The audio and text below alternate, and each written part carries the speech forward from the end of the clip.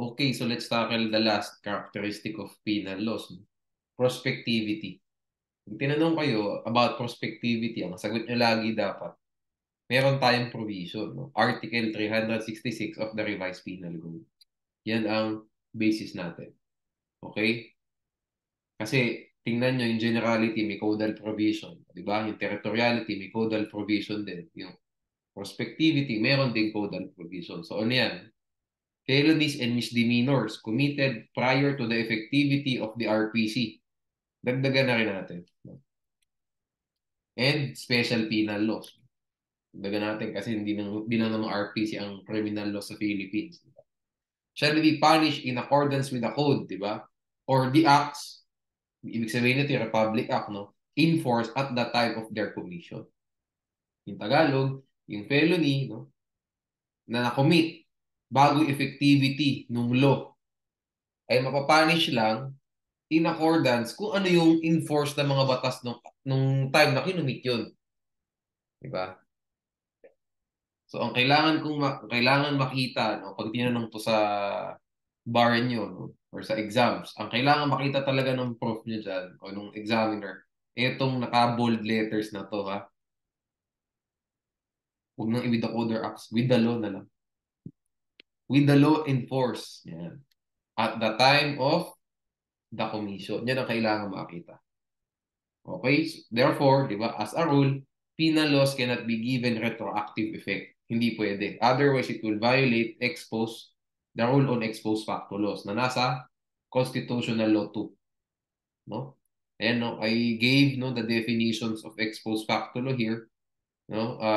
In the case, as provided in the case of INRE, K. Villegas, Kami Incorporated. Okay? So, ang important lang po dito yung tatlo na to, no? Yun lang yung laging, kung tatanungin man kayo, sa tatlo lang na yung lalabas. Okay? Itong sa alter the legal rules on evidence and authorizes conviction upon less or different testimony. Ang example lang nito, edi ibinaba yung proof required for conviction dati beyond reasonable doubt. Ginawa ng clear and convincing evidence or preponderance, no? Tapos in-apply siya retroactively. So yung mga na-acquit before, no, sabihin natin mga na-acquit ng 2022 based on reasonable doubt, mako-convict na bigla. Kasi kung preponderance of evidence, huli sila eh. Di ba? Kulong sila. And then the legislators applied it retroactively. Enacted a law that will apply retroactively. Ex post facto yun. Okay? So dito muna tayo sa first three, no? So makes criminal an act, no? Done before the passage of the law, which was innocent when done, and punishes such act. So basically, kahit nga kalimutan niya ni punishes such act, no? Such an act. Kalimutan niya. Dito lang tayo sa first, no? Makes criminal. Ginawa mong krimen ang isang act na nakomit bago pa ipasa ang law at nung ginawa ito, innocent pa yan, no? Innocent act nung ito ay ginawa. So tatlo kailangan niyong tandaan. Makes criminal before the passage, innocent when done. Okay, so criminal, passage, innocent. Huwag tayong, hindi abbreviation ang approach dyan, no? Words. Criminal, yung isang act, no? At ito ay nakomit bago pa man maipasa yung law na yun. Ganun kasi tinatagalog niya dapat para maintindihan. And innocent ito nung ginawa. Okay.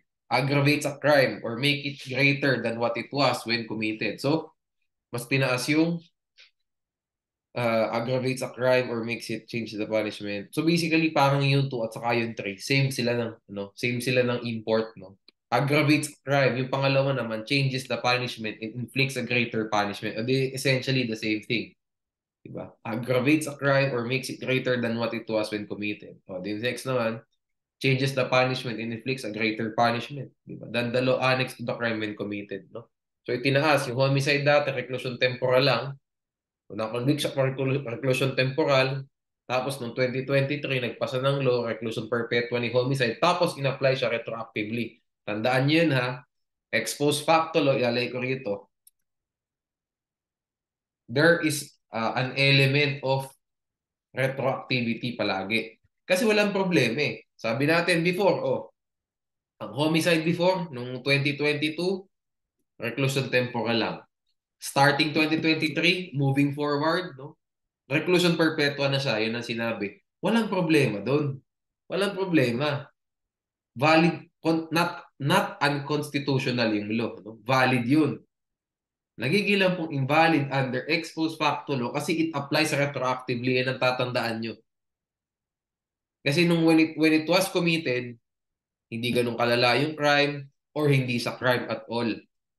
And then gumawa ka later on ng law making it criminal or making it more serious or making it greater. And then you applied it retroactively. Yan ang hinahanap lagi. Retroactivity. Okay? Sige, move tayo, no? Dahil tinatakil na rin natin yung prospectivity, edi itakil na natin yung opposite niya. Retroactive effect of penal laws. As I said, no, dito sa discussion natin dito, as a rule, penal laws cannot be given retroactive effect. Pero may exception. Ang exception ay if it is favorable. Dalawa ang pwedeng word na gamitin nyo dyan. Either favorable or beneficial. Okay, kayo na bahala kung anong gusto nyo gamitin. No? Penal law shall have retroactive effect insofar as they favor the persons guilty of a felony. No? Kasi nga, in favor of the accused tayo. Anong example, guys? No? Bigyan ko kayo ng classic example. Si Robin Padilla, si Senator Robin Padilla, nung na-convict siya for illegal possession of firearms, napakataas nung prescribed penalty. So, dapat matagal siya sa kulungan. Diba? Later on, nagpasa po ng law, I think si Ramon Revilla ata, Ramon Revilla Sr. nung naging senador. Yun sila, mga artista na senador, nagpasa sila ng law, dinikris po nila yung prescribed penalty for illegal possession. So nakalabas si Senator Robin ng mas maaga. Kasi ay, ano parang pagkakaalam ko noon dahil nung ginawa kasi yung illegal possession of firearm, sobrang taas ng prescribed penalty. Dahil pang-combat 'yun sa mga ano kasi matindi yung Communist Party of the Philippines dati. So nagpasa ng illegal possession of firearms na gano'n, mataas talaga yung penalty. So nahuli nga si Robin, nung nahuli siya ng illegal possession of firearms nung time na mataas pa. And then inamend later on nila, yun nga, yun ang principal author, if I remember correctly, si Ramon Revilla Sr. Bumaba. O di ngayon, nakaalis siya na maaga. What's the basis? Article 22 of the Revised Penal Code. The penal law, that penal law, yung nag-amend, no? Reducing the prescribed penalty, it was given retroactive effect because it favored the offender. It favored the person guilty of the felony. Anyway, hindi lang pala felony to ha. Wag lang felony, all crimes to, no? Kasi it applies to all criminal laws in the Philippines, no? Article 22 yan, pero it also apply. Kasi it's a general principle din, di ba? Prospectivity, yung general principle, no? General characteristic. And then may retroactivity rin, di ba? So lahat ng criminal laws pwedeng i-apply retroactively if favorable or beneficial. Use either word, pwede yan. Okay? Either of these words, pwede yan. Okay? Next, no? Exceptions to the exception. What do I mean by this? Ibig sabihin po nito, even if favorable yung legislation, nabibigyan mo ng retroactive effect. Hindi pa rin po mabibigyan ng retroactive effect, no? Yung offender if that person is a habitual criminal. Ang tawag dito, habitual delinquent. Later on, itatakil natin yung magkaiba yan. Apat yan. Recidivism, reiteration, habitual delinquency, quasi-recidivism. Kung tatanungin kayo dyan dito. Dyan. Hindi kita tatanungin sa pangalawa kasi when the new law is expressly made inapplicable to pending actions, ba't kayo tatanungin dyan? Napakadali. Titingnan nyo lang sa facts. Expressly pa lang nakasulat. Hindi. So, hindi dyan lalabas ang tanong. Kung pahihirapan kayo, especially sa bar, dito lalabas yan. Sa habitual criminal. So, titingnan nyo, sige, favorable yung penal law. Favorable. Pero, titingnan nyo kung lalagay sa fact sa habitual delinquent ba siya. So, basically, may interplay kayo ng dalawang provisions. So, you need to answer accordingly. So, sasabihin mo to, sasabihin mo to. So may dalawa ka ng sasabihin, di ba? Penal law shall have retroactive effect insofar as they favor the person guilty of a felony. However, the person guilty of the felony must not be a habitual criminal. Okay, or however, for the retroactive effect to apply, for the retroactive effect of the penal law to apply, the offender must not be a habitual criminal. Ilalagay mo last ngayon. Further, lastly, a habitual delinquent is blah, blah, blah, blah, blah. That's how you will lay out your answer. Tuloy-tuloy na gano'n. Huwag niyong hati-hatiin yan. At huwag niyong gagawin na ilalagay niyo lang sa legal basis niyo, Article 22 lang, tapos ilalagay niyo sa application. Doon niyo ilalagay yung ipapasok niyo na doon sa application, yung habitual delinquency at saka yung facts of the case. Huwag niyong gagawin yun. Dapat nasa taas lahat. Okay? Kasi pag hindi mo ilalagay sa taas yung meaning ng habitual delinquency, conclusion of law ang ginawa mo o conclusion of fact.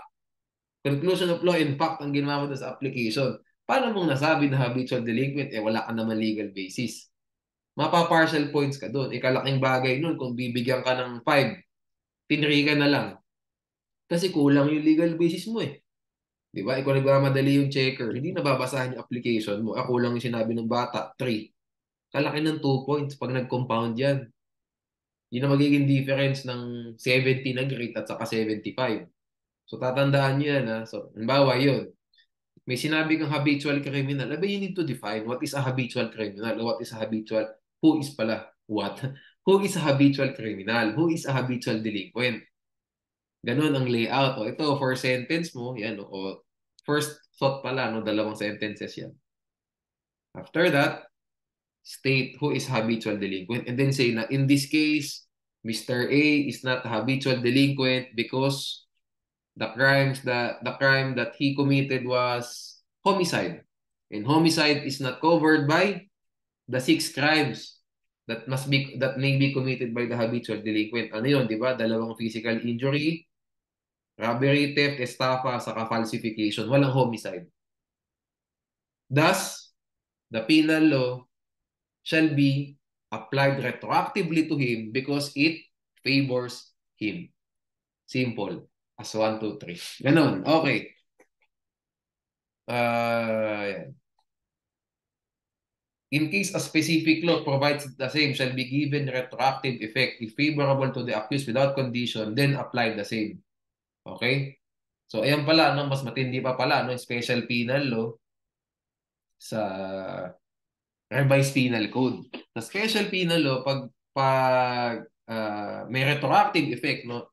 Because it is favorable to the offender, ano sabi dito? Let's differentiate Article 22 of the Revised Penal Code and a specific provision of a special penal law.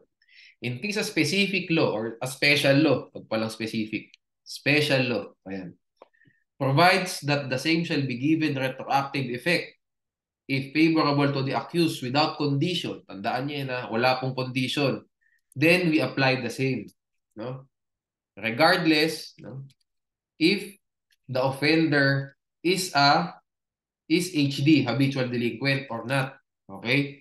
Meanwhile, no, Article 22 provides for 2 conditions. No? One is it must be favorable and the second, di ba? Di pala dapat one. First pala. First, no? It must be favorable and second, no? The offender must not be HD. Okay?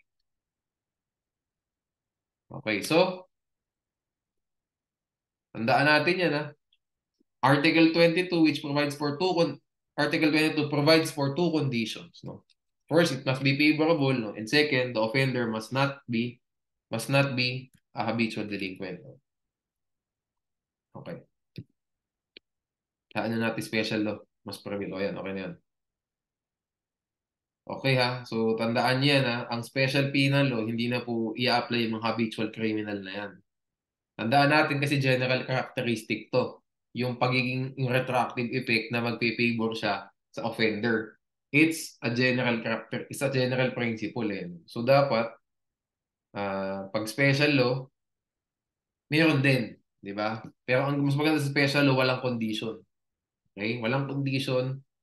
Kahit na habitual delinquent siya or not, eh hindi naman nga kasi habitual delinquency is not a special law term. It's not a special law principle, di ba? Yung habitual delinquent, it is restricted, no? Limited lang siya sa mga revised penal code na crimes, di ba? Hindi siya applicable sa special penal law. That's why, pag walang condition na sinabi, nakalagay lang dun sa law, kahit nga di nakalagay sa law eh, as long as in favor siya dun sa mga ano eh, as long as that penal law, special penal law, is favorable to the offenders, it will apply retroactively. Meaning sa retroactively, pwedeng nakulong na, no, convicted na, or pending pa yung kaso. Okay? Walang condition, apply it. Kahit na gaano siya ka, daming krimen na nakomit na. Walang problema. Pag walang condition. No? So, dapat the special penal law itself must provide for conditions. Pag sinabi ng special penal law, o pag recidivist yan, hindi pwede mag-apply yung hindi pwede mag-apply retroactively yung special penal law kahit na favorable sa kanya. O di, yun ang condition. Pero pag walang sinabi, you just apply accordingly. Meanwhile, sa Article 22, may dalawang condition ka titingnan nga lagi. Favorable, lagi yan na automatic yun. Sasabihin nyo agad. Favorable, sabihin nyo word na yun, or beneficial, and then pangalawa nyo sasabihin, must not be habitual delinquent. And then you apply accordingly. Sana malinaw. Example lang to. When the repealing law, okay na yan. Okay na yan. Okay, interpretation of penal laws. Magkadugtong ang interpretation of penal laws at saka yung pro reo principle. Okay? So, penal law shall be strictly construed against the government and in favor of the accused. Alam naman natin lahat yan. However, tandaan nyo to ha, this will only apply if the penal law is ambiguous. No? Ambiguous meaning it is susceptible of multiple or different interpretations, di ba? We don't know what the meaning of the law is. No? What the meaning of the provision is, no? Di natin alam. But if the law is clear and unambiguous, no? Clear and unambiguous, there is no room for interpretation of the rule. You just straightly apply it, okay? So yan, connect natin siya sa pro reo principle. By the way, yung mga ganitong interpretation, pro reo principle. Kung tatanungin bang kayo dito, hindi sa hypo eh. Tatanungin kayo dito, please define. Define pro reo principle. Diyan ang pag mga ganyang basic lang na ganyan. Kasi ang hirap, paano naman gagawa ng, di ba? Paano naman gagawa ng question yan? It's, masyado ng petty yung tanong pag mga ganito pa itatanong mo. So, probably itatanong kayo no, kung ganito man, ano lang to? Please define or explain pro reo principle. Yun lang sasabihin dyan. Okay. Pero ito, pwede itong i-apply. No? Pwede itong gawa ng hypo, yung retroactive effect na yan. Okay? Sige. Pro reo principle, gano'n lang ulit, di ba? When in doubt, rule in favor of the accused. O, di, parang pareho din sa interpretation of the law. When in doubt, rule for the accused. Yun lang ibig sabihin ng in dubio pro reo. Okay? Intimately intertwined with the in dubio pro reo principle is the rule of lenity. Ano ba yung rule of lenity? It is the doctrine that in construing an ambiguous criminal statute, no, that sets out multiple or inconsistent punishments, no, the court should resolve the ambiguity in favor of the lenient punishment. That doesn't happen naman, no? In Tagalog, pag yung yung provision may ambiguous, hindi mo alam kung ano yung penalty na i-apply. Whether yung mas grabe o yung mas lenient, doon ka sa mas lenient. Okay.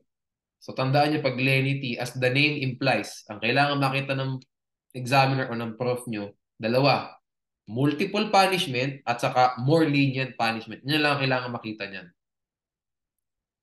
Pag in dubio pro reo, dubio doubt. Diba?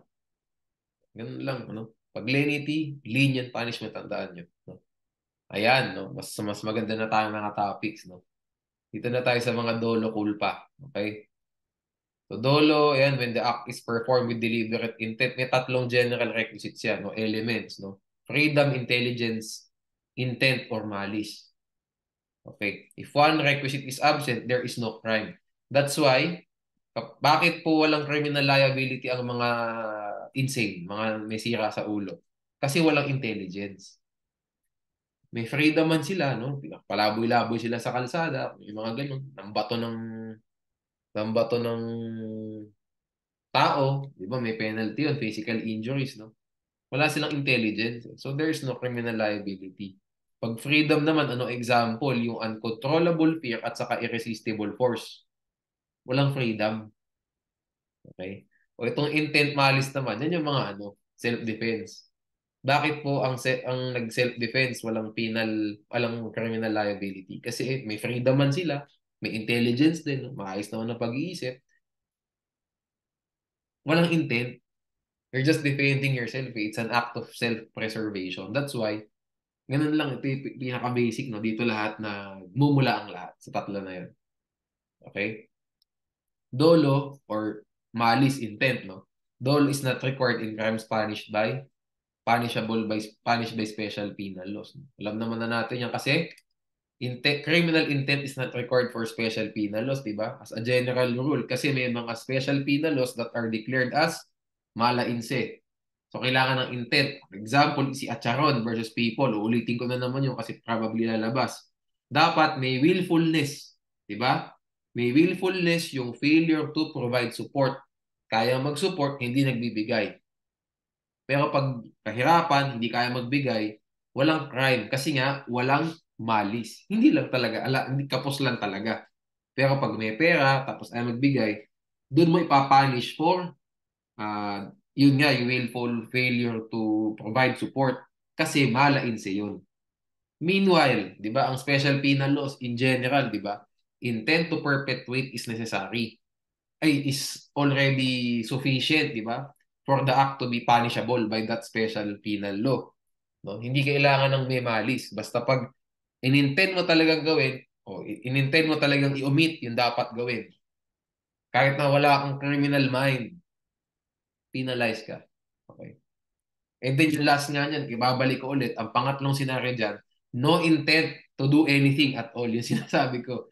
Pag wala talagang intent to do anything, di ba? Sabi ko nga, yung example sa laglag bala, hindi naman sila nagdala ng bala dyan eh.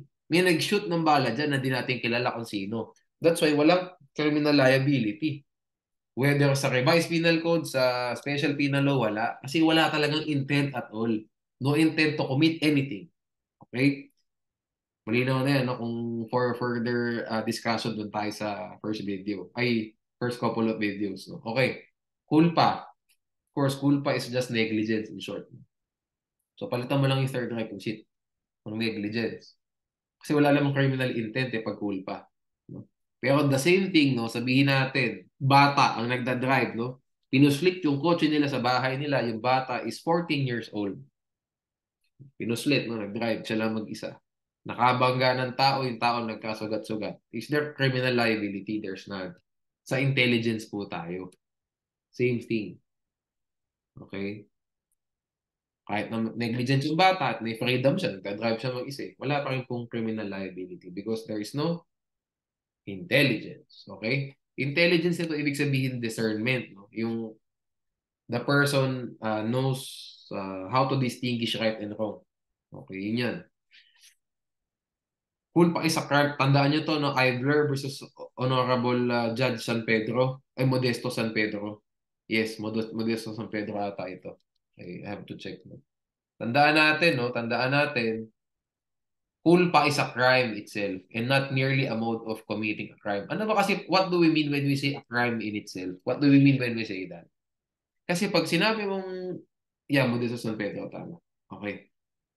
Pag sinabi mo kasing crime itself, that means isa lang dapat ang ipapunish mo. Isa lang papunish mo. Isa lang ang charge. Sabihin natin, nakabangga, nasira yung kotse, nagkasugat-sugat yung may-ari. So, isipin ng magpa-file, dapat dalawa.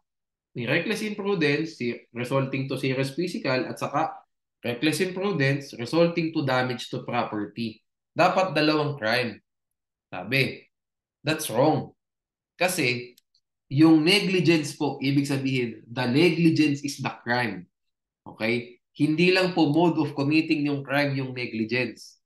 The negligence is the crime itself. How many negligent acts were committed in this scenario, yung sinabi ko sa inyo? There's only one. Isang negligent act lang yun. It just so happens na marami pong na-damage, maraming na-injure dahil po doon sa negligent act. But you cannot punish him multiple times because that would amount to violation of the right against double jeopardy. Kasi negligent act isa lang eh. And then you're just using the same provision of the Penal Code, Article 365, to make him liable, to make him criminally liable. Diba? Tandaan nyo, negligence is the one being punished. Negligence is not a mere mode of committing a crime. Pag kasi sinabi mong mode of committing a crime lang yan, ibig sabihin, pwedeng multiple charges.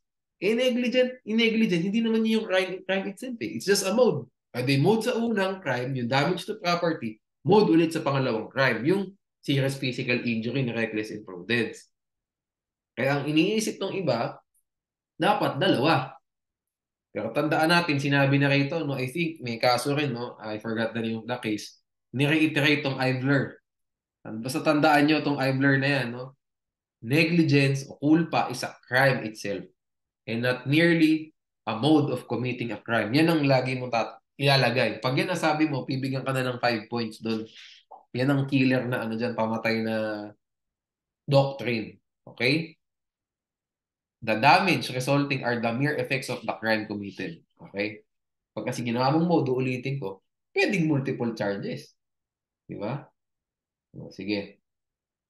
Okay. Elements of criminal liability. Ito, pag tinanong kayo dito, ano rin ulit, definition lang, no? Hindi dito lalabas ang mga tanong. Actus reus, yung physical element, ito yung act or omission, di ba? Punishable by law. Mens rea, ito yung dolo or culpa. Dolo, the intent, malice, at sa culpa, the negligence. No? Actus reus is the physical element, mens rea is the mental element. Okay. Yan, wala dyan. Let's not focus there. Ito ang pag-focusan natin, guys. Yung aberratio ictus, error in personae, at saka praeter intentione. So, ano ba ang basis niyan? Article 4 ang basis, no, of the revised penal code. Dapat ito, guys, no? Ultimo yung kama, tama kayo, no? Dapat that's the goal, no? Kasi yung Article 4 na yun, tinatanong every year without fail. Guys, bonus point na to eh. Sa totoo lang, sa criminal law, di ba 10% yan sa bar nyo? Last exam yan of your bar exam eh, crime ethics, tapos crime sa dulo. Bonus point na to. May extra 3 to 4 points na kayo o minsan 5 points pag medyo mahaba yung question. May 5 points na kayo agad. Laging itatanong pa hindi pwede kasi pag sa crime law, crime 1, ang breakdown yan kung mga 15 questions yan, probably mga 5-6, crime 1. Tapos yung the rest, for crime 2. 5-6, crime 1. Ito lagi isang question. Noong time ko, tinanong to eh. Time before me, tinanong din yan. Laging tinatanong yan. Kasi, well, yun naman talaga ang mahabang discussion sa criminal law 1 eh. So, tatandaan nyo, no? Criminal liability is incurred by any person committing a felony. Diba? Although the wrongful act be different from that which he intended. Kabisado ko pa. Diba? Hanggang ngayon. How do you do that? No? Paano nyo ma-memorize? Paano nyo ma-retain? Dapat, tindihin nyo kasi chunk by chunk. No? Criminal liability is incurred. Self-explanatory. Ito yung una. Any person committing a felony. Dapat po, felony yung kinocommit. May kinocommit kang something that is punishable by the revised penal code. In short, you are committing something that is punishable by the revised penal code kasi felony. Felony is just a revised penal code term. Although the wrongful act is yung resulta. Although the wrongful act be different from that which he intended. Ano ba ini-intend niyang gawin? Yung wrongful act, ito yung parang synonymous ito sa resulta. The wrongful result, the wrongful effect, the wrongful outcome is different from that which he initially intended. Kung ano yung intention niya. Okay? So, naka-incur po, no? Nakapag-incur ng criminal liability ang isang tao na nagko-commit ng felony although yung resulta ay different sa kung ano yung inintend niyang gawin. So, pag in-apply natin sa praeter intentione, nanuntok lang, namatay yung sinuntok. Ano yung inintend niya? Oh, wait, first pala muna. Was there a felony? Yes. Physical injuries. Oh, ano yung wrongful act? Yung death of the person injured. It was different from that which he intended. Ano ba intent niya? Merely intent to injure. Wala po siyang intent to kill. But criminal liability is incurred. And what is that criminal liability? Homicide. Di ba? Connected dyan sa wrongful act. Okay, ganun ah. Dapat ganun yung iniintindi ang law, especially sa mga first year. Kaya nga sabi ko, you have to make it casual to yourself. No? Relax lang ng mga explanation sa sarili mo. No? Hindi kailangan malalim. No? Make it chill for yourself. No? Like yung ganun. When I explain this to you, Taglish, right? Hindi mo naman ilalagay ng Taglish yan sa exam mo, di ba? Pero that's how you should understand it. Para kasi maintindihan mo. Kasi hindi naman English ang ano natin eh. Ang mother tongue natin eh. Diba? It's our second language. So kailangan, kung kaya mo, Taglish mo. Ganun. Criminal liability is incurred. O first chunk, any person committing a felony. Any felony? Physical injuries. Although the wrongful act. Any wrongful act? Killing. It was different from that which he intended. What did he intend? Intent to injure lang. Intent to punch lang. Criminal liability for what? For homicide is incurred. Napakadali. Di ba? Okay. Committing a felony. Ayan, nilagay ko na. It only covers acts or omissions punishable by the RPC. It does not apply to special penal laws. From that which he intended, it only covers intentional felonies. No? Nilagay natin dito. Dolo lang po, mga kapatid. No? Not quasi-offenses or what we call as culpa. Quasi-offenses is Article 365. Yan ang tawag, quasi-offenses. No? Ayan. A. In attempting to commit suicide by jumping out of a window falls on an old woman who died as a consequence. No? It is not criminally liable for intentional homicide. No? A was not committing a felony when he attempted a suicide. When he attempted to kill himself. To attempt a suicide. To kill himself na. No? Pag tumalon, nabagsak kanya, babae yung namatay sa sahig. Kasi nadagnan niya. Eh. Na-wrestling niya basically. Namatay yung matanda na babae. Wala po siyang penalty under Article 4. Kasi patay po tayo, wala po yung any person committing a felony. Attempting a suicide is not, attempting to kill oneself is not a felony. If A shoots back in self-defense, but due to lack of precision, he hit an innocent bystander. No? He is not criminally liable. Why? He acted in self-defense, so he's not committing a felony. Sabihin natin, si B, tinutukan si A ng baril. Ayan. Siyempre si A bumunot to defend himself. Binaril niya si B. Pero si B nakailag, tumama sa tao sa likod, namatay yung tao sa likod. Was there criminal liability? There's none. Kasi A, at the time of shooting B, was not committing a felony. Self-defense po yun, di ba? O same thing, halimbawa sa mga pelikula, yung police nangahabol ng robber, o nangahabol ng kriminal, kotse. Di ba sa pelikula, pag nangahabol ang pulis, nadadaan sa mga bangketa, di ba, nasisira yung mga paninda. Can we say na may reckless imprudence, damage to property? There's none. Kasi there was, actually, unang-una, hindi siya intentional. Di ba? It's not, well, unang-una kasi, hindi po felony yun. Kasi nga, it's fulfillment of duty. Pangalawa, so dito pa lang po sa any person committing a felony, X na tayo. May pangalawa pa magiging X. As I said, intended eh. Yung nadaanan na gano'n, di naman yung inintensyon na masira yun. If anything, negligence. Pero Article 4 nga po does not cover culpa. Di ba?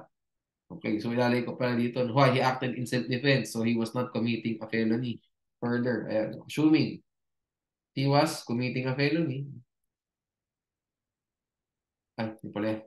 Wala pala dito yan. Basta tandaan nyo yun, yung bawa, di ba, nakasagasa, nangahabol lang naman. Basta tandaan nyo, walang criminal liability kasi walang felony.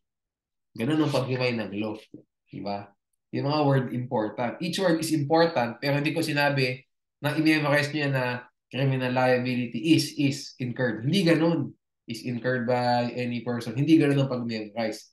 Each word is important, but you do not memorize each word na ganun. Ganun thought na parang memory ko lang na paulit-ulit na repetition. You don't do it like that. No? You do it by explaining the provision to yourself. No? Explain it to yourself.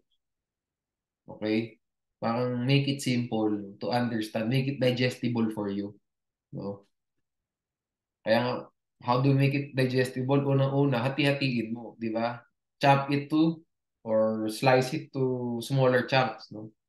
Smaller chunks, small dosages. No? Small dosages, small doses, no? Ayun muna, tandaan mo muna tong sa una. Ngayon, saka mo i-chop yan. Saka mo i-breakdown. O chinap mo ng ganyan, saka mo i-breakdown. Okay, criminal liabilities incurred, okay, by any person committing a felony. Felony. Okay. Revised Penal Code. Chop ulit itong pangalawa. You do it like that. If you have to make it taglish, no, to yourself, do it. Kasi ang end goal natin dito, you can illustrate it to yourself. Yun ang end goal natin. You can make an illustration out of the provision. No? And you made it your own. Di ba? Ikaw ang gumawa. Kasi kung gawa mo guys, yung gawa nyo guys, matimbang yan sa mga examples na nakakita nyo sa books. Sa example na sinasabi ko. Mas matimbang yun kasi kayo gumawa. Pag kayo gumawa, hindi nyo makakalimutan. At pag di nyo nakalimutan illustration, kinapipis mo lang naman yung illustration from the provision eh. Di ba? Meron ka na ngayon, parang meron ka na ngayon reflection ng provision. Nagawa mo to example na to, hindi mo na makakalimutan yung provision kasi nga kinapipis mo lang naman yung provision dun sa example mo. However simple it may be. O ngayon, pag medyo nawala ka dito sa provision, di mo maalala yung specific words, pupunta ka nun sa example mo. And then you will use your example as a reflection para maalala mo, madali mo yung provision. Yun ang pag-aaral, by the way. So, ganda kasi ipakita like this kaysa yung sinasabi ko sa inyo in principle. So, madaling i-explain paano yung sinasabi kong way of learning dapat. Okay? Sige.